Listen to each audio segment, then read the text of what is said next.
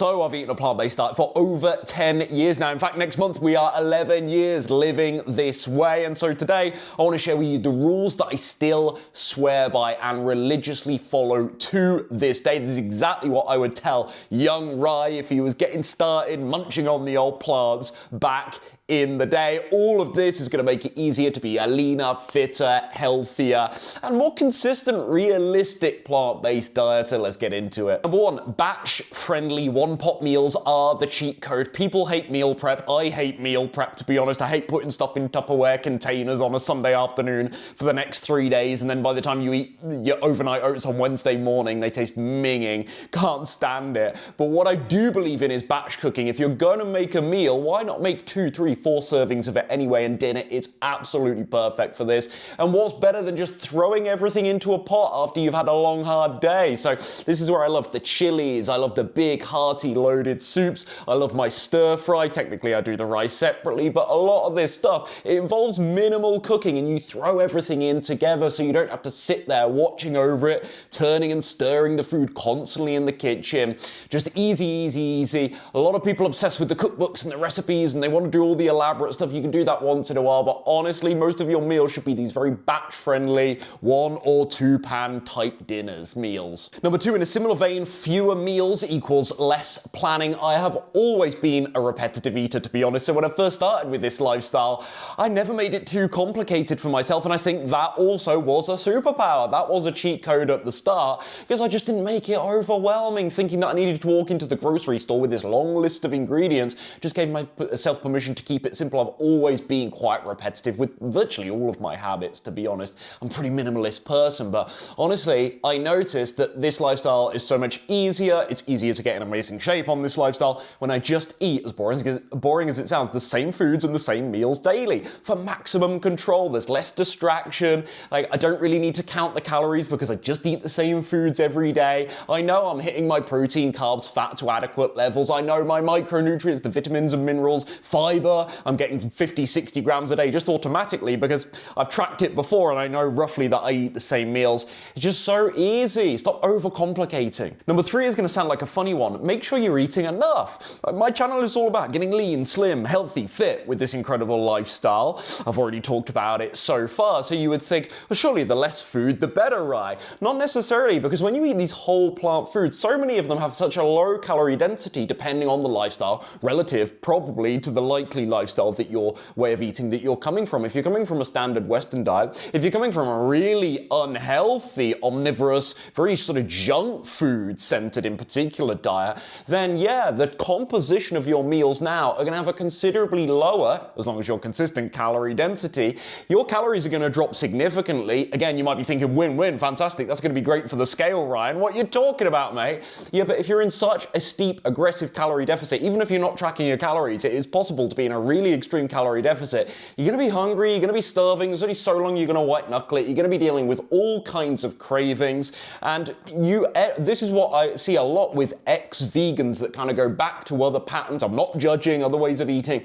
One trend I notice a lot is they all report, I was really hungry and I was doing the vegan plant-based thing.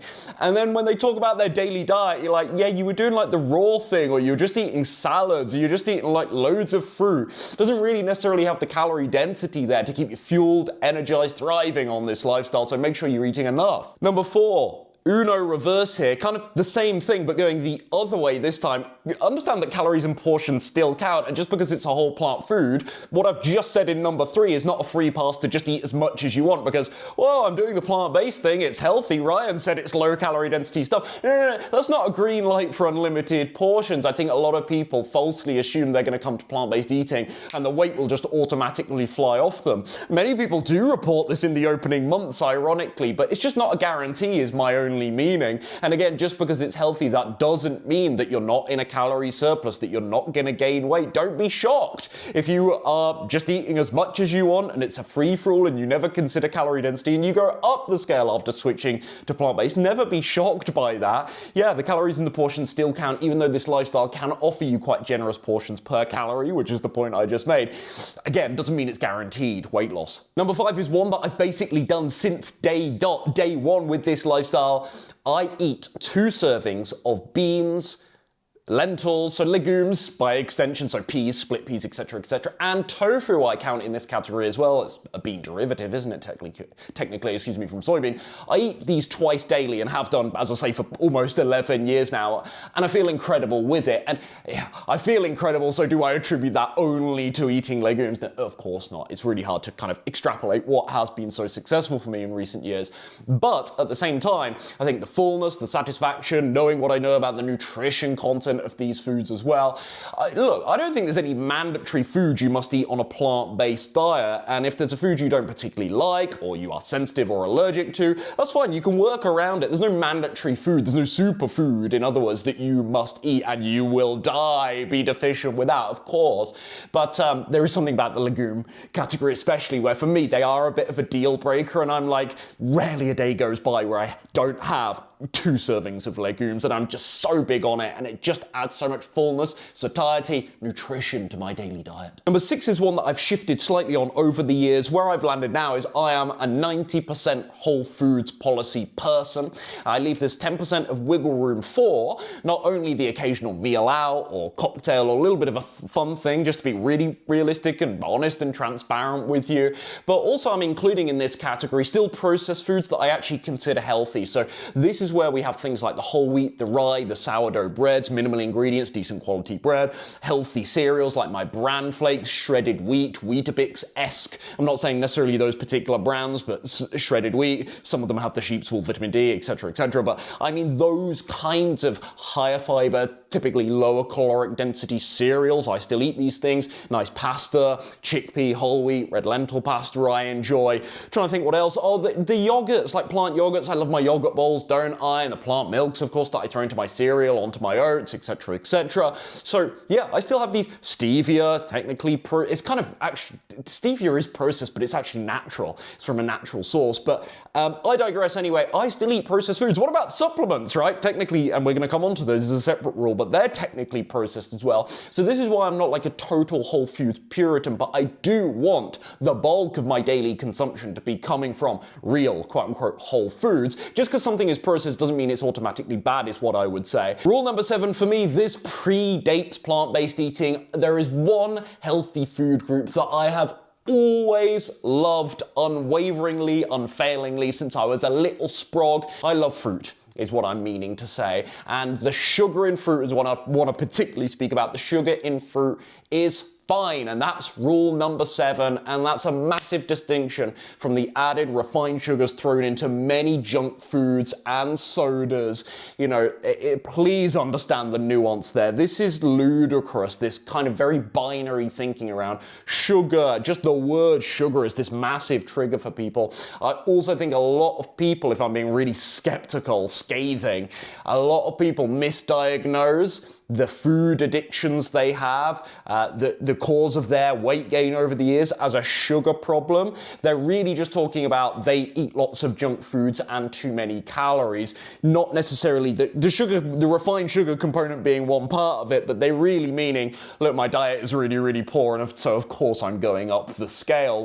A lot of people falsely diagnose this as sugar addiction. It's like, what, are you addicted to bananas then? I just don't buy it. I just don't believe that it's a sugar addiction in isolation necessarily. Number 8, eat carbs and fat, not one or the other. This tribal thing, the keto people are like, no, the fat is, the carbs are the problem. And then at the other end of the spectrum in my community, you kind of got the high carb corner that says, no, the fat you eat is the fat you wear, and they're blaming the fat. And like, they're just different macronutrients like protein. They do different things. They perform different functions in the body, all of them useful, all of them it can somewhat mask or aid in the functions of the other macronutrient if it isn't present in large amounts, but not to a particularly, this is where people say, the keto guys will say, well, fat can still be a good energy source, and they're not wrong, but they kind of somewhat directionally are. And so, just have them all, for goodness sakes. And I think, again, this is maybe a weight loss paradigm question versus a general plant-based nutrition question, but a lot of people, when they want to lose weight with the diets and stuff, they are picking between fat fat and carbohydrates as the mechanism to bring down calories. But really, if you just keep your calories in the appropriate place, even if you don't want to lose weight, if you're maintaining right now, if you keep your calories in the appropriate place for your goal, and that's actually working, doesn't really matter. The macronutrients are secondary. Carbs, protein, and fat, they are usurped by the importance of calories. In other words, what am I saying? What am I inferring here? You can eat both. Eat carbs and fats. They both bring different things to the party. It's like having two friends, two best friends. They are different personalities. They help you with different things in your life. You do different things with each of them. Are you going to say no to only one of you guys can come to my wedding? Bit harsh. Number 9, yes, more specifically, the fats are calorie dense. It's true. So when the high carbers say the fat you eat is the fat you wear, it really should be avoided. I understand why they're saying this, because the caloric nature of fat versus carbohydrates and protein, it has over double, I should say, rather, calories per gram as the aforementioned macronutrients, but I think it's still worth fitting in properly. And again, we have to talk about the omega-3s, because they are, let's be honest, nutrition gaps are possible with any nutrition approach. The omega-3s, it is a tiny weak point with this way of eating, and so make sure you're eating the hemp seeds, the flax, the chia, the walnuts, Brussels sprouts, surprisingly high in omega-3s, and ensuring that you're getting those omega-3s. But more generally, the fat category, the fats do really important things in the body for the blood, the hair, the nails, etc., etc. Hormonally, they play a really important role. Not to mention, from a healthy whole food source, they're bloody satisfying, they're bloody enjoyable. Nothing better than an avocado on my bowls to just bring it to life. Just really enjoy. Again, if you're not enjoying your meals, you're not going to stay sustainable with any nutrition approach, are you? That bit of avocado, it goes a long way for me. Number 10, of course, exercise helps. And I think a lot of people in the plant-based space are so nutrition set. I see this with my peers, actually, other teachers and nutritionists and coaches and MDs even in this space, whom I respect greatly, but they never talk about exercise. And I think that's a real flaw, because physical activity is a really important part of the health equation alongside nutrition too.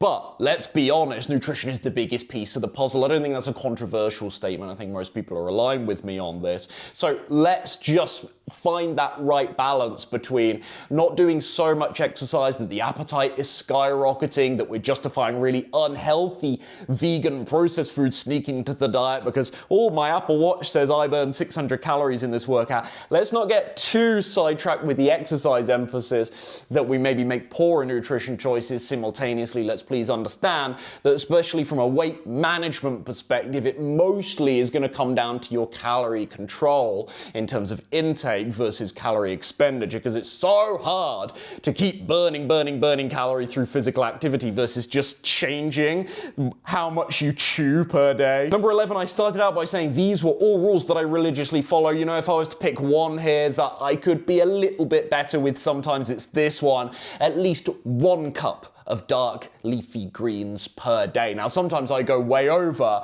but I know I'm always eating lots of vegetables, but sometimes there are days that go by sometimes where I don't technically dark leafy greens. So, hey, look, not a perfect person, double standard, a little bit of a hypocrite as I make this video, but certainly one thing I aspire to as a nice rule to keep in mind, a practical tip: 1 cup of those dark leafy greens daily. So kale, spinach, there are others, but mustard, greens, what else? Forgetting my favorite, rocket, arugula. Number 12, what do I do with supplementation? I supplement vitamin B12, vitamin D, ideally with K2. I do it with K2, but ideally I suggest with K2. And then, of course, an omega-3 DHA EPA supplement. And you might be thinking, hold on, you talked about omega-3 earlier, Ryan. Yeah, but just to ensure the ALE conversion, because people, this is a really good question, people always ask me, but hold on, you make this big emphasis of whole food omega-3 sources. Why do you need to take a supplement too? It's to do with the ALA conversion. Really, what we need to understand with the omega-3 is it's also the balance between the omegas. It's not just maximizing omega-3, you want the right amount. Maybe that's a secondary point as well. I just don't want to make this video too convoluted,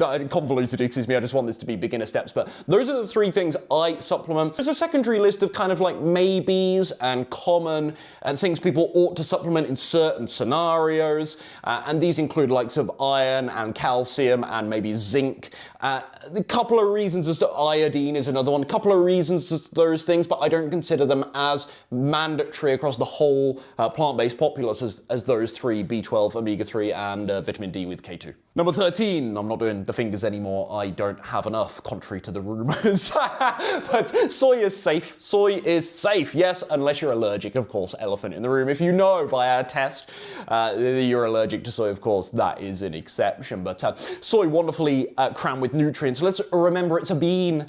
So when we talk about things like tofu, and when we talk about soy, and when people, again, point at lots of processed junk foods, and they go, soy, soy, soy, kind of like the sugar thing, there's loads of problems with that processed junk food, and people are going, oh, but it's got soybean oil in, or it's like the corn syrup thing. It's like, corn syrup isn't good for you, I concede this, but like there's so many things in the ingredient system. People do this thing where they pick out a certain thing, very odd to me, like it's a bunch of rubbish that you're eating.